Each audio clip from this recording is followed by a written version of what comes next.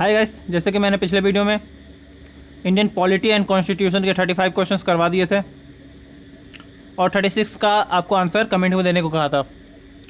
तो चलिए आज 36 से स्टार्ट करते हैं। जिन्होंने अगर वो वीडियो नहीं देखा है तो जाकर के डिस्क्रिप्शन में लिंक है, जाकर के देख लीजिए, क्योंकि बहुत इंपॉर्टेंट क्वेश्चन करवा रहा हूँ। ये क्वेश्चन प्रीवियस 10 सालों का क्वेश्चन है। 10 सालों में एसएससी और रेलवे में जितने सारे इंडियन पॉलिटी एंड कॉन्स्टिट्यूशन से क्वेश्चन पूछे गए हैं वो सारे क्वेश्चंस को मैं आज कवर करवा रहा हूँ। तो चलिए स्टार्ट करते हैं। और हाँ, स्टार्ट करने से पहले अगर मेरे चैनल पर न्यू है तो चैनल को सब्सक्राइब कर लीजिए और बेल आइकन को दबा लीजिए ताकि मैं इसके सारे क्वेश्चंस को मैं करवा सकूँ। टोटल 150 क्वेश्चंस को मैं बनाया हूँ। तो चलिए स्टार्ट करते हैं। भारत सबसे बड़ा न्यायिका क्षेत्र किस उच्च न्यायालय का है? बॉम्बे हाई कोर्ट, गुवाहाटी उच्च न्यायालय, इलाहाबाद उच्च न्यायालय या कोलकाता हाई कोर्ट? ये क्वेश्चन मैंने डिस्क्रिप्शन में दी, फर्स्ट वीडियो में पूछा था आपसे, इसका डिस्क्रिप्शन में लिंक था। तो चलिए आप लोग इसका आंसर देख लेते हैं। इसका आंसर है गुवाहाटी उच्च न्यायालय। चलिए नेक्स्ट क्वेश्चन देख लेते हैं गाइस। निम्नलिखित में से किन बिलों के लिए संसद के दोनों सदनों का संयुक्त बैठक करके गतिरोध को हल करने का संवैधानिक प्रावधान नहीं है? साधारण विधायक, धन विधायक, संविधान संशोधन विधायक या 2 और 3 दोनों? तो गाइस इसका आंसर है 2 और 3 दोनों। तो चलिए नेक्स्ट क्वेश्चन देख लेते हैं। प्रधानमंत्री कार्यालय के बारे में कौन सा कथन असत्य है? गाइस ये क्वेश्चन बहुत इंपॉर्टेंट है। यह एक संवैधानिक संस्था है। यह प्रधानमंत्री के लिए एक कर्मचारी एजेंसी है। इसके एक विभाग की स्थिति दी गई है। इसके अंतर्गत कोई संकलन की अधीनस्थ कार्यालय नहीं है। तो गाइस इसका आंसर ए सही है। यह एक संवैधानिक संस्था, ये गलत है। प्रधानमंत्री कार्यालय गैर संवैधानिक संस्था है। चलिए नेक्स्ट क्वेश्चन देख लेते हैं। गाइस ये क्वेश्चन बहुत इंपॉर्टेंट है। संविधान के कई प्रमुख विशेषताएं जैसे कि संघीय संरचना, प्रांतीय संविधाता, एक दिवसीय केंद्रीय विधायक और शक्तियों का अलग करने का सिद्धांत कहां से लिया गया है? 1928 के नेहरू रिपोर्ट से, भारत सरकार अधिनियम 1990 से या भारत सरकार अधिनियम 1935 से, भारत सरकार अधिनियम 1947 से?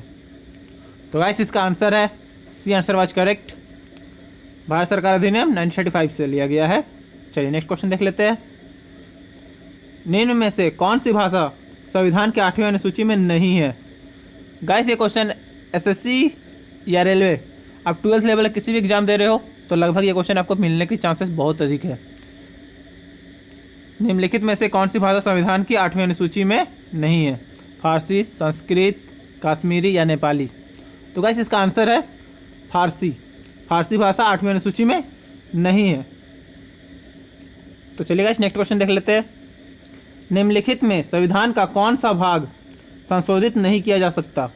प्रस्तावना, बी राज्य के नीति निर्देश सिद्धांत, सी मौलिक अधिकार, डी न्याय का समीक्षा? तो गाइस इसका आंसर जल्दी से चलिए देख लेते हैं।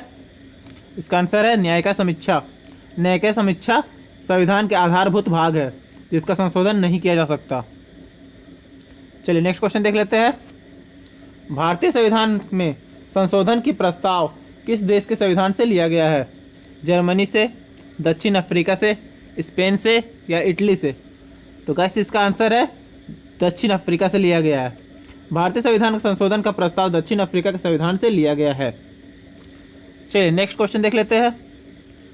राज्यसभा के बारे में कौन सा कथन असत्य है? राज्यसभा के बारे में कौन सा कथन असत्य है? ये बहुत इंपॉर्टेंट क्वेश्चन है। राज्यसभा में 12 सदस्य प्रधानमंत्री द्वारा मनोनीत किए जाते हैं। राज्यसभा के 1/3 सदस्य हर 2 वर्ष में सेवानिवृत्त होते हैं, मतलब 2 वर्ष के बाद उन्हें छुट्टी दे दी जाती है। राज्यसभा भंग नहीं हो सकती। राज्यसभा के सभापति उपराष्ट्रपति होते हैं। तो गाइस इसका आंसर एक गलत है। राज्यसभा में 12 सदस्य प्रधानमंत्री द्वारा मनोनीत किए जाते हैं, ये गलत है। राज्यसभा में टोटल 250 सदस्य होते हैं जिसमें 338 चुने जाते हैं और 12 राष्ट्रपति द्वारा मनोनीत किए जाते हैं। चलिए नेक्स्ट क्वेश्चन देख लेते हैं। भारत की संसद में कौन कौन होते हैं? गाइस ये क्वेश्चन बहुत ही इंपॉर्टेंट है। भारत की संसद में कौन कौन होते हैं? लोकसभा और राज्यसभा, बी लोकसभा राज्यसभा मंत्रिपरिषद, सी लोकसभा राज्यसभा प्रधानमंत्री, डी लोकसभा राज्यसभा राष्ट्रपति। तो गाइस चलिए इसका आंसर हम लोग देख लेते हैं। अब इसका आंसर है लोकसभा राज्यसभा राष्ट्रपति। लोकसभा राज्यसभा राष्ट्रपति तीनों मिलकर के भारतीय संसद बनती है। तो गाइस एक क्वेश्चन इससे और बनती है, कौन से 3 मंत्रिमंडल मिलकर के भारतीय संसद बनती है? तो गाइस इसका आंसर है लोकसभा राज्यसभा और राष्ट्रपति। तो चलिए नेक्स्ट क्वेश्चन देख लेते हैं। शिक्षा का अधिकार अधिनियम 2009 में गरीबों के 25% मुफ्त सीटों के आदेश दिया गया था, जिसमें भारत का निम्नलिखित स्कूल थे। केवल सरकारी स्कूल, केवल प्राइवेट स्कूल, प्राइवेट और सरकारी दोनों, सरकारी स्कूल, अनुदानित प्राइवेट स्कूल और बिना अनुदानित प्राइवेट स्कूल। तो गाइस चलिए इसका आंसर देख लेते हैं। इसका आंसर है डी सही है। सभी मिलाकर के 25% सीट का आदेश मुफ्त में पढ़ाने के लिए दिया गया था। चलिए नेक्स्ट क्वेश्चन देख लेते हैं। गाइस ये क्वेश्चन बहुत इंपॉर्टेंट है, निम्नलिखित पर ध्यान दीजिए। भारत का मुख्य न्यायाधीश, सुप्रीम कोर्ट के अन्य न्यायाधीश, उपराष्ट्रपति उपरोक्त में से किसे नियुक्त के लिए सर्वोच्च न्यायालय से न्यायाधीश परामर्श कर सकते हैं? 1, केवल 2, 1 2 दोनों, या कोई नहीं। तो गाइस इसका आंसर 1 और 2 दोनों। तो गाइस इसमें किस आर्टिकल के तहत ये दोनों कर सकते हैं राष्ट्रपति? तो आर्टिकल 124(2) के तहत। चलिए नेक्स्ट क्वेश्चन देख लेते हैं। गाइस ये थोड़ा लंबा है लेकिन बहुत इंपॉर्टेंट क्वेश्चन है। भारत का संविधान लोगों को विभिन्न राज्यों में व्यापार, वाणिज्य और आवागमन का अधिकार प्रदान करता है। हालांकि इस प्रावधान के बावजूद भारत में एक राज्य भारत के अन्य राज्यों से माल आयात पर कर लगाने का कानून बना सकता है, मतलब टैक्स लगाने का कानून बना सकता है, बशर्ते अन्य राज्यों को भी ऐसा ही कर लगा हो। राज्य ऐसा कानून बना सकता है, यानी इसका निर्धारण कौन करता है? राज्य, संसद, राष्ट्रपति या प्रधानमंत्री? तो गाइस इसका आंसर है राष्ट्रपति करता है। तो थोड़ा डिटेल में है, पढ़ लीजिएगा आप लोग। किसके तहत करता है, मतलब कौन सा आर्टिकल के तहत करता है? 301 के तहत करता है। तो चलिए नेक्स्ट क्वेश्चन देख लेते हैं। 1986 में नागरिकता अधिनियम के विभिन्न संशोधन में निम्नलिखित परिणाम दिए गए हैं।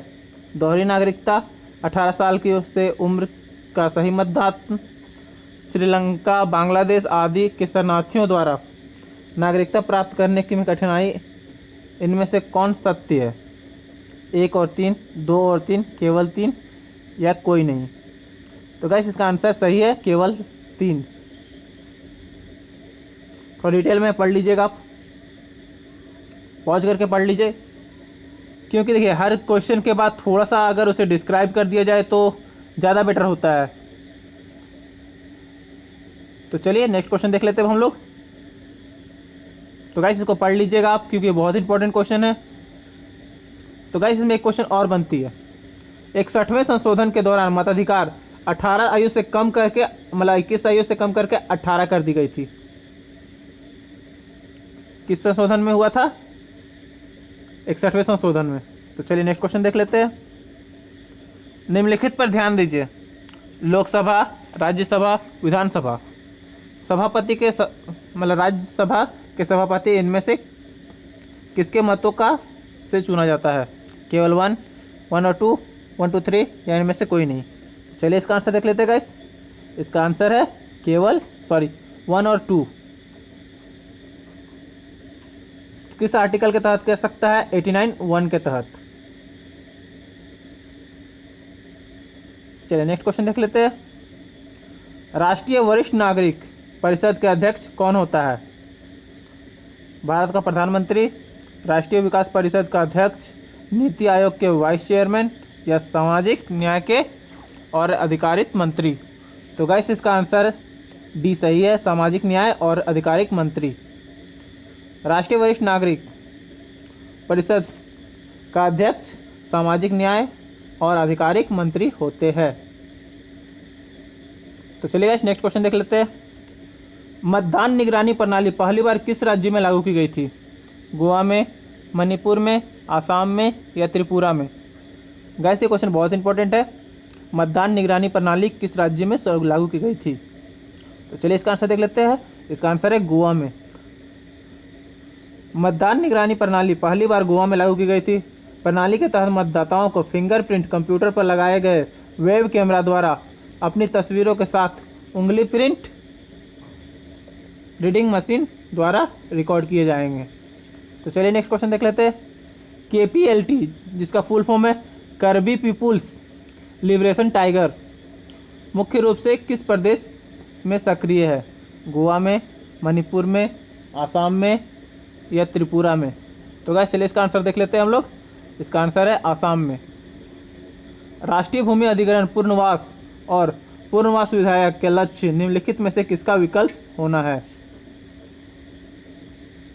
भूमि अधिग्रहण अधिनियम 1896, भूमि अधिग्रहण अधिनियम 1984, भूमि अधिग्रहण अधिनियम 1894 या इनमें से कोई नहीं। चलिए इसका आंसर देख लेते हैं गाइस। इसका आंसर है भूमि अधिग्रहण अधिनियम 1894। चलिए नेक्स्ट क्वेश्चन देख लेते हैं। यदि चुनाव के दौरान चुनाव प्रत्याशी की संख्या 64 से अधिक हो जाए तो चुनाव आयोग क्या करेगा? 64 से अधिक प्रत्याशी चुनाव नहीं लड़ पाएंगे। दूसरे EVM का प्रयोग होगा। इस सीट पर चुनाव EVM की जगह बेल्ट बॉक्स से होगा या इनमें से कोई नहीं। तो चलिए इसका आंसर देख लेते हैं। इस सीट का चुनाव EVM की जगह बेल्ट बॉक्स से होगा। EVM का अधिकतम 64 प्रत्याशी ही मत लड़ सकते हैं। चलिए नेक्स्ट क्वेश्चन। EVM में अधिकतम कितने प्रत्याशी होते हैं? 16, 32, 38 या 64? तो गाइस चलिए इसका आंसर है 64। EVM अधिनियम 64 उम्मीदवारों को पूरा कर सकता है। बैलोटिंग यूनिट में 16 उम्मीदवारों के लिए प्रावधान है। यदि उम्मीदवारों की कुल संख्या 16 से अधिक हो जाती है तो दूसरी बैलोटिंग यूनिट के पहले बैलोटिंग यूनिट को समानांतर जोड़ा जा सकता है। इस प्रकार यदि उम्मीदवारों की कुल संख्या 32 से अधिक हो जाती है तो तीसरी बैलोटिंग यूनिट को जोड़ा जाता है। यदि उम्मीदवारों की संख्या 48 से अधिक हो जाती है तो अधिकतम 64 उम्मीदवारों को पूरा करने के लिए चौथी बैलोटिंग यूनिट जोड़ा जा सकता है। चलिए नेक्स्ट क्वेश्चन देख लेते हैं। आमतौर पर चुनाव आयोग का नियमानुसार पोलिंग बूथ मतदाता के घर का अधिकतम कितना दूर हो सकता है? आमतौर पर चुनाव आयोग नियमानुसार पोलिंग बूथ मतदाता के घर से कितना दूर हो सकता है? 1 kilometre, 2 kilometre, 3 kilometre, 4 kilometre?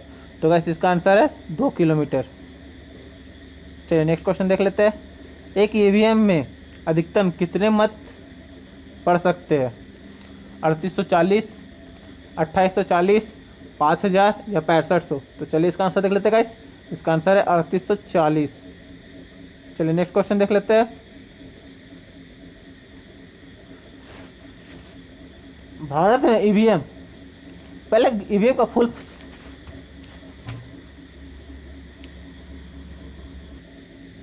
Guys मैं तब से EVM कर रहा हूँ। EVM का फुल फॉर्म आप लोगों को पता है?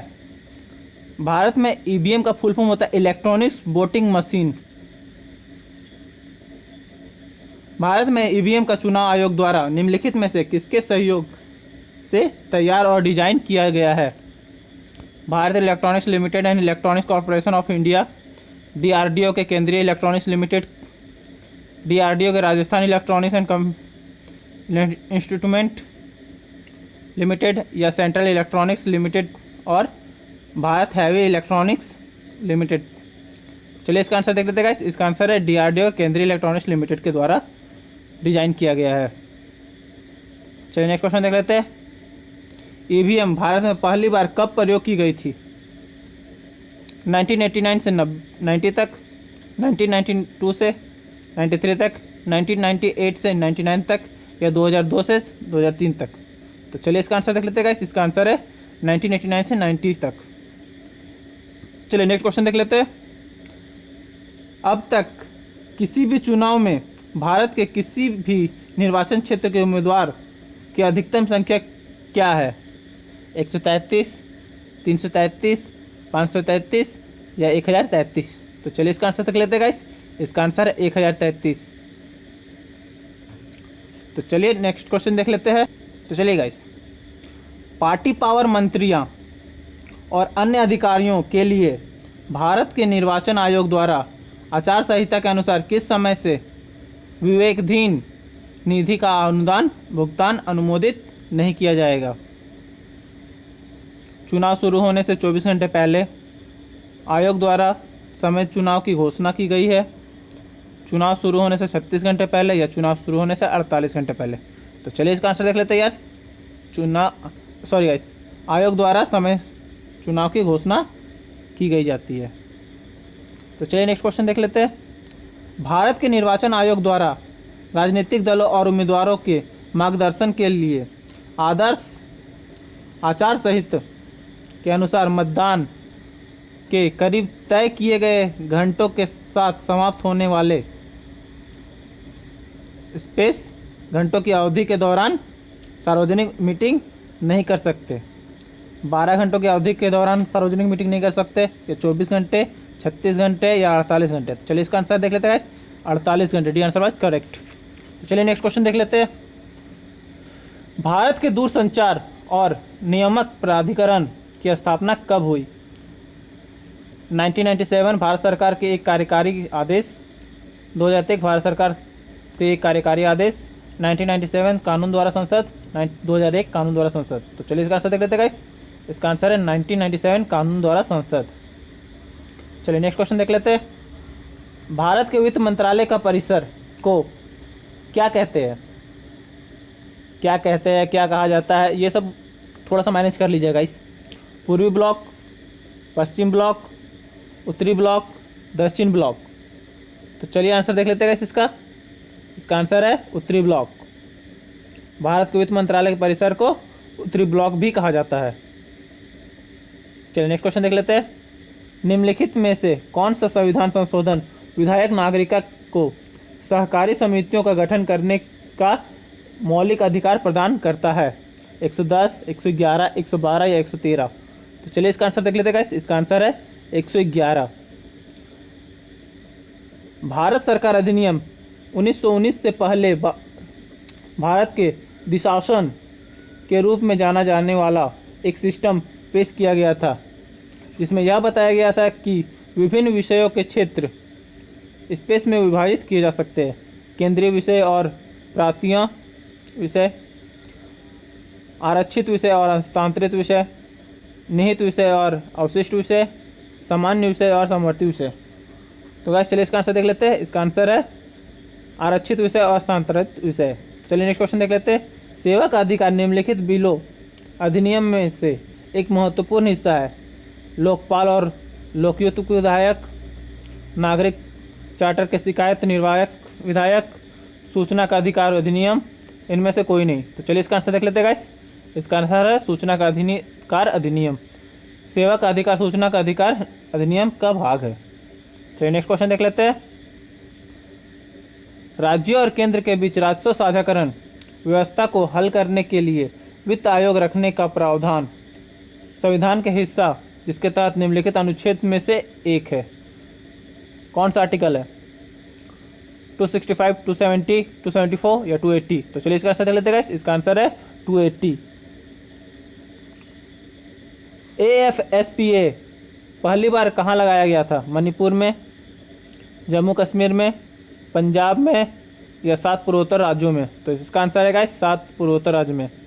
11 सितंबर 1958 में प्रभावी हुआ था अरुणाचल प्रदेश, आसाम, मणिपुर, मेघालय, मिजोरम, नागालैंड और त्रिपुरा में लगाया गया था। तो गाइस लास्ट क्वेश्चन आपसे क्वेश्चन आंसर पूछना है, इसका आंसर मैं नेक्स्ट वीडियो में दूंगा। संविधान की 8वीं अनुसूची में कितनी भाषाएं हैं? 17, 19, 21 और या 22? ये क्वेश्चन आपको कमेंट में आंसर करना है और नेक्स्ट वीडियो में मैं इसका आंसर दूंगा। तो चलिए गाइस, थैंक यू। और मेरे चैनल को सब्सक्राइब कर लीजिए और अपने फ्रेंड्स के साथ शेयर कीजिए, क्योंकि ये बहुत इंपॉर्टेंट क्वेश्चन है जो आपको अदर जगह पे नहीं मिलेंगे। तो चलिए, थैंक यू।